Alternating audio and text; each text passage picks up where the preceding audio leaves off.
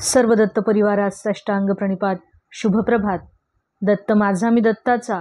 रचना श्री गुरुदत्त चरणी अर्पण. तत्पूर्वी चॅनल आवडल्यास लाईक, शेअर आणि सबस्क्राईब जरूर करावे. तर आपण ज्ञानदेव महाराजांचे अवतार कार्य बघत आहोत. आज आपण त्यांची वंशावळ बघणार आहोत. तर ज्ञानेश्वर महाराजांच्या 6 पिढ्यापासूनची वंशावळ इथे उपलब्ध आहे. तर सर्वात प्रथम आपेगावचे कुलकर्णी म्हणजे हरिहर पंत.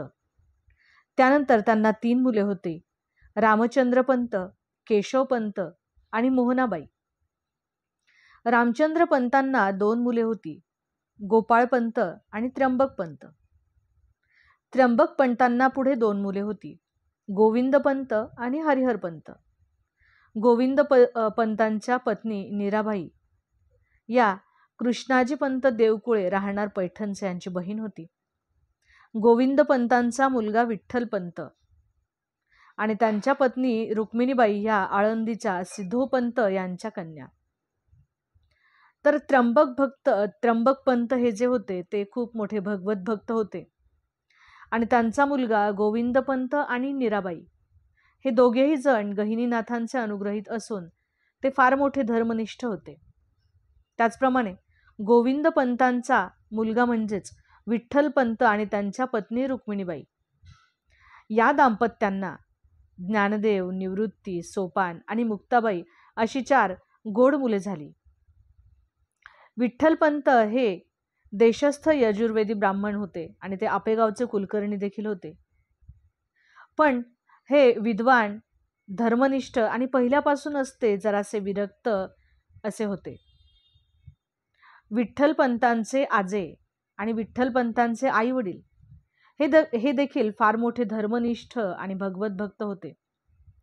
तर अशा या धर्मनिष्ठ आणि भगवत भक्त अशा धर्माच्या माहेरी या 4 गोड भावंडांचा जन्म झाला. पण हा जन्म अगदी साध्या पद्धतीने जर झाला असता तर आजचे आपली माऊली हे ज्ञानदेव ठरलेच नसते आणि त्यांचे अलौकिक असे चरित्र हे जगाला वाचावयास कसे मिळाले असते. तर माऊलींचे वडील म्हणजेच विठ्ठल पंत हे अगदी पहिल्यापासूनच विरक्त स्वभावाचे होते. त्यामुळे त्यांच्या एकंदरीत सर्व प्रपंचाचा भार हा त्यांच्या वडिलांवरच होता. त्यांचे संसारामध्ये मन अगदी उदासीन होते आणि एकदा तरी आपण तीर्थयात्रा करावी अशी त्यांची फार इच्छा होती. त्यामुळे त्यांनी आपल्या मातापित्यांची आज्ञा घेऊन द्वारका, पुष्कर, सुदामपुरी, सोमनाथ, प्रभास, त्र्यंबकेश्वर, भीमाशंकर, नाशिक ही सर्व तीर्थक्षेत्री पाहून ते शेवटी अलंकापुरास आले. अलंकापुरीला आल्याच्या नंतर विठ्ठल पंत हे सिद्धेश्वर मंदिरामध्ये त्यांचे नित्यकर्म करत बसले होते आणि नेहमीप्रमाणे आळंदीचे कुलकर्णी जे सिद्धोपंत होते ते सिद्धेश्वराच्या मंदिरात दर्शनासाठी आले असताना त्यांना हा पवित्र ब्राह्मण पाहून त्यांनी म्हणजेच सिद्धोपंतांनी विठ्ठल पंतांना आदराने घरी आणले, जेवू घातले आणि आपल्या घरीच ठेवून घेतले.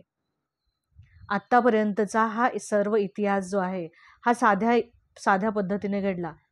पण ज्ञानदेवांच्या माऊलींच्या चरित्राला अलौकिकत्व जे निर्माण झाले आहे ते मात्र विठ्ठल पंतांच्या विवाहानंतरच.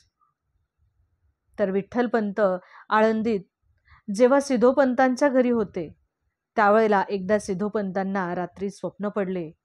ते म्हणजे अवधूत चिंतन श्री गुरुदेव दत्त दिगंबरा दिगंबरा श्रीपादवल्लभ दिगंबरा.